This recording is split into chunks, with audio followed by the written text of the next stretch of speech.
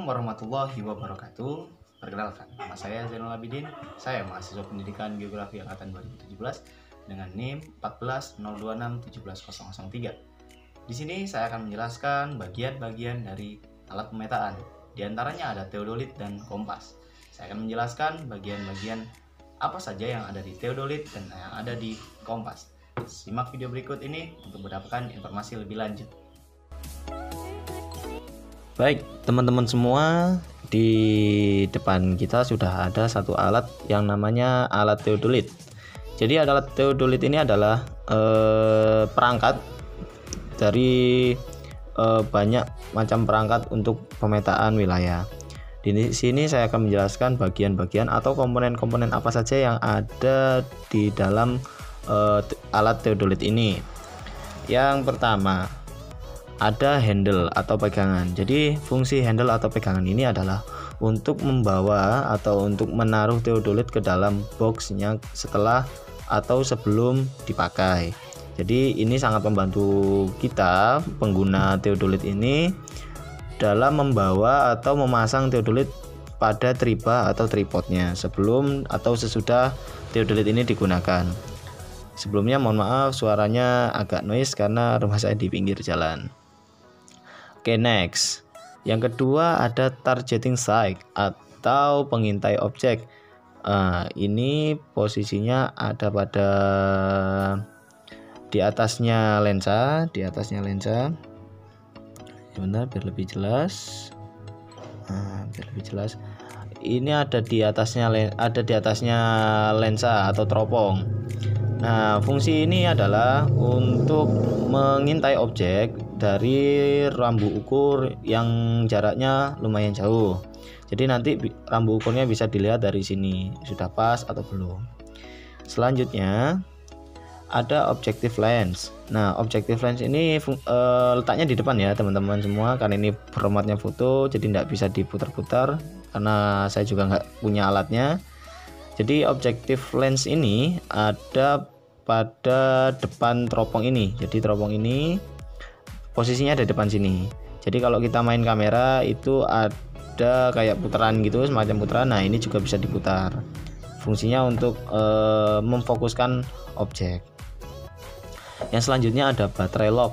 Ya, ini adalah pengunci baterai. Jadi di teodolit ini ada baterainya. Baterainya kalau di teodolit yang tipe Nikon NE100 ini baterainya A2 sebanyak 6 biji. Ya, terserah mau pakai merek apa. Baterainya bertipe A2 sebanyak 6 biji. Jadi di sini ada pengunci baterai. Jadi kalau mau buka atau mau tutup dari mau ngisi baterainya, bukan nutupnya di sini. Oke, itu. Yang selanjutnya ada frame adjustment atau pengatur fokus bingkai objek. Di sini ya letaknya. Jadi ini fungsinya adalah untuk mengatur fokus bingkai dari objeknya itu sendiri. Nah, objeknya apa? Bisa gedung, bisa bangunan, atau bisa rambu ukur. Yang selanjutnya ada focus adjustment, ya kan? Atau pengatur fokus objek sasaran. Nah, fungsinya adalah untuk mengatur fokus dari objek sasaran itu tersendiri. Jadi ini bisa diputar ke kanan atau ke kiri, disesuaikan dengan mata kita. Jadi kalau mata kita merasa udah fokus, ya udah diberhentikan. Jadi kayak main lensa kamera gitu. Next, ada vertical clamp knob atau pengunci vertikal. Yang dimaksud dengan posisi pengunci vertikal di sini adalah jadi pengunci vertikal ini fungsinya untuk mengunci dari teropong ini. Jadi teropong ini kan kalau nggak dikunci dia akan naik atau turun, disesuaikan dengan tinggi badan dan posisi mata kita. Nah, ini pengunci dari teropong ini. Nah, ini diputar ke kanan untuk merapatkan, diputar ke kiri untuk melonggarkan. Jadi seperti itu. Jadi nanti disesuaikan dengan si pengukur dari teodolit ini atau operator. Yang selanjutnya ada plate level atau waterpass batang. Di Di sini ada dua jenis waterpass nanti ya. Yang pertama ada waterpass batang dulu. Jadi ini fungsinya adalah untuk mengetahui dari posisi posisi teodolit ini udah lurus belum sih, udah horizontal belum, karena medan di lapangan kan kita nggak tahu seperti apa. Jadi untuk mengukur teodolit ini atau mengukur suatu objek, teodolit ini harus benar-benar pada posisi yang tepat gitu. Selanjutnya ada vertical tangent screw atau pengatur halus vertikal. Nah, ketika tadi sebelumnya ada vertical clamp knob atau pengunci vertikal yang fungsinya untuk mengunci dari teropong ini secara yang teropong ini kan naik turun dikunci oleh vertical clamp knob. Ada depannya lagi itu yang agak kecil, vertical tangent screw, atau bahasanya yang lebih sederhana itu pengatur halus vertikal. Jadi di dalam teropong ini ketika kita intip itu ada seperti tanda panah begini. Jadi itu nanti dinaik turunkan, dimainkannya dari sini. Nah, dari sini nanti disesuaikan dengan objek yang kita tuju. Ketika udah pas ya baru kita kunci seperti itu. Sama menguncinya ke kanan untuk merapatkan, ke kiri untuk melonggarkan. Yang selanjutnya ada vertical angle display. Nah, ini letaknya di display ini ya, di layarnya ini. Jadi ada banyak sekali tipe teodolit, tapi yang saya bahas kali ini adalah tipe Nikon NE100 yang merupakan tipe digital. VA ini atau vertical angle ini ada posisinya di display. Fungsinya yaitu untuk menunjukkan posisi vertikal dari objek yang kita tuju, atau dari teodolit ini sendiri. Dia menangkap posisi vertikalnya nanti dijelaskan di dalam display ini. Di bawahnya ada horizontal angle display atau penunjuk display atau penunjuk horizontal. Kalau di atasnya ya pasti semua tipe NE100 ini yang atasnya pasti VA, yang bawahnya pasti HA atau horizontal angle. Nanti ada menit, detik, dan jam, menit, detik di sini.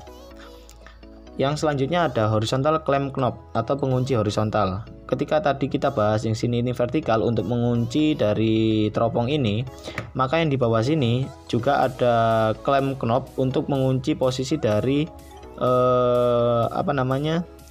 teodolit ini. Jadi teodolit ini kalau belum dikunci dia akan geser dengan mudah untuk ke kanan atau ke kiri, jadi berputar gini.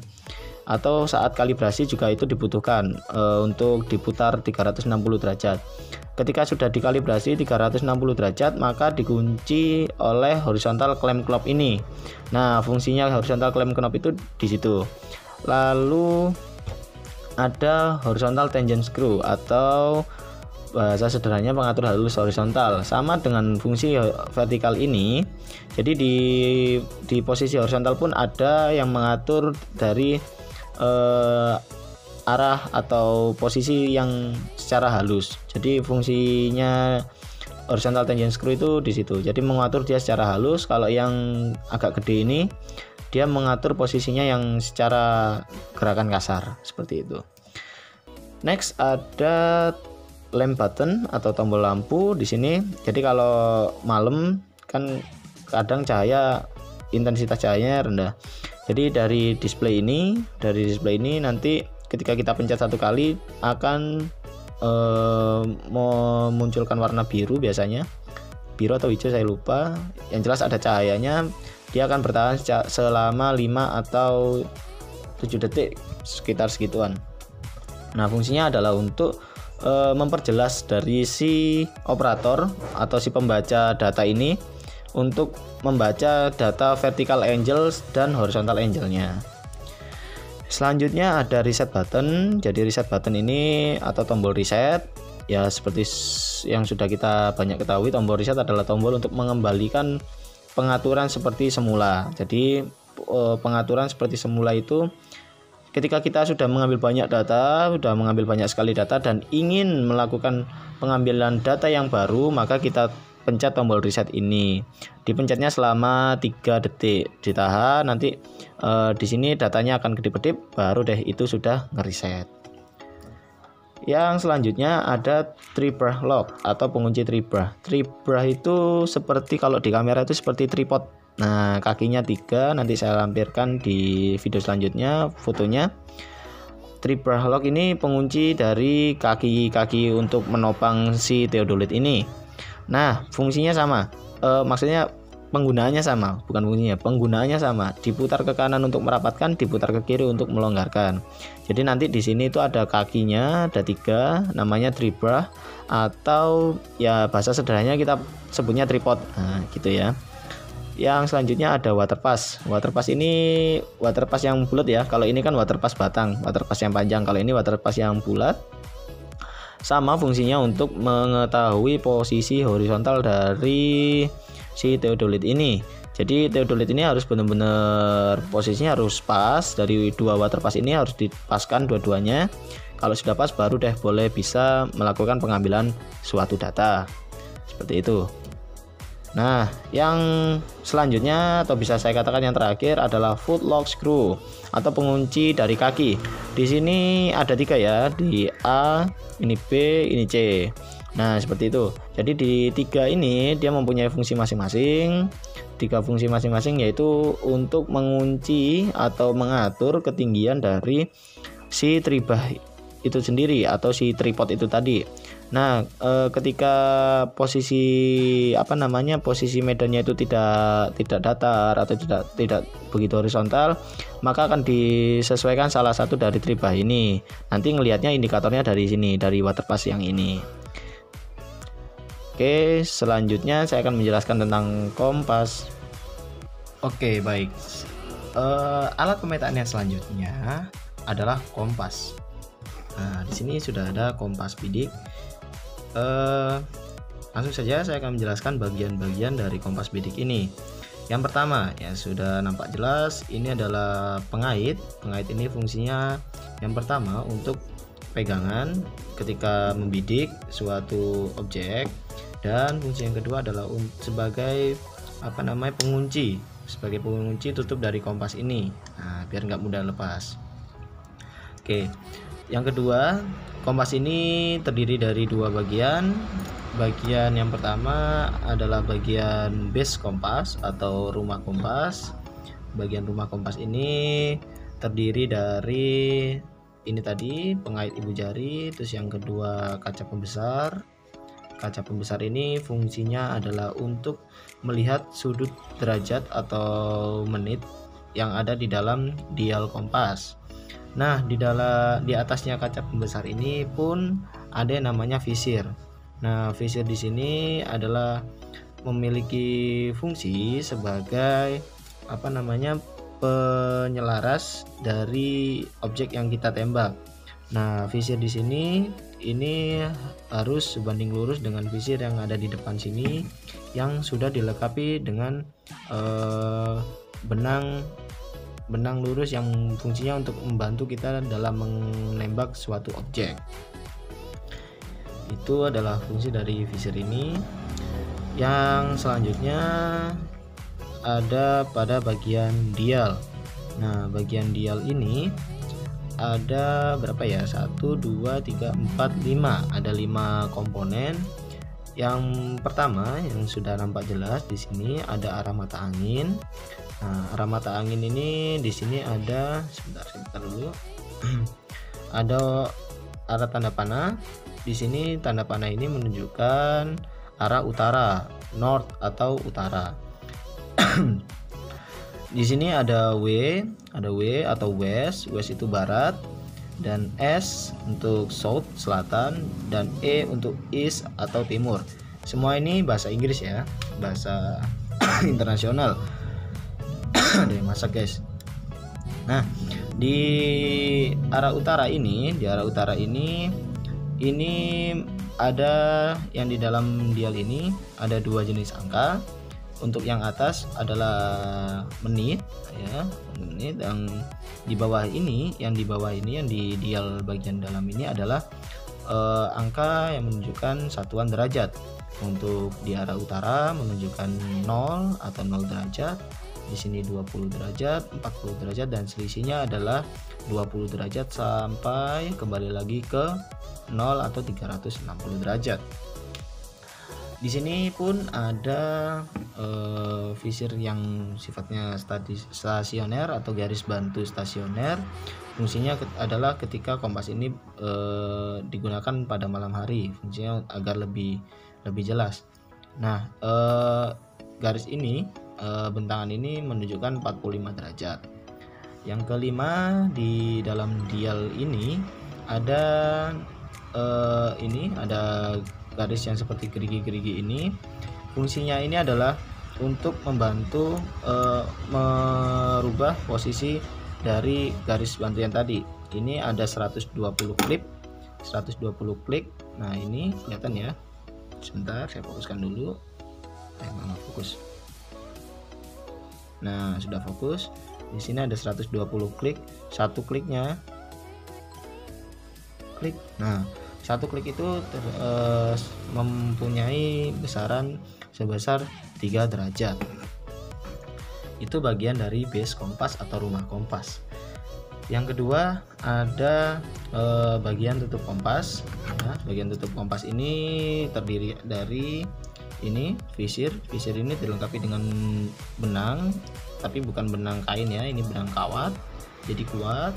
Nah, fungsinya adalah untuk meluruskan dari visir yang ini diluruskan ke sana biar lebih memudahkan si penembak atau si operator dari kompas ini.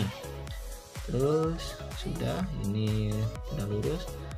Nah, ketika dalam posisi lurus seperti ini, kompas juga berguna sebagai penggaris, sebagai pengukur peta. Namun kompas yang saya miliki ini hanya bisa mengukur atau hanya bisa membaca peta dalam skala 1:25.000.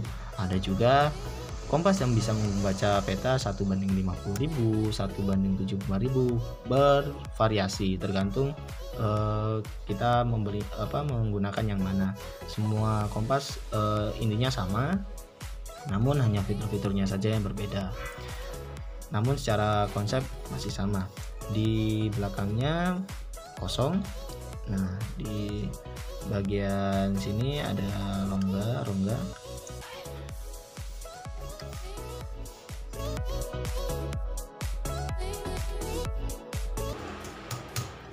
Nah, pemirsa, itu tadi adalah video saya penjelasan tentang teodolit dan kompas.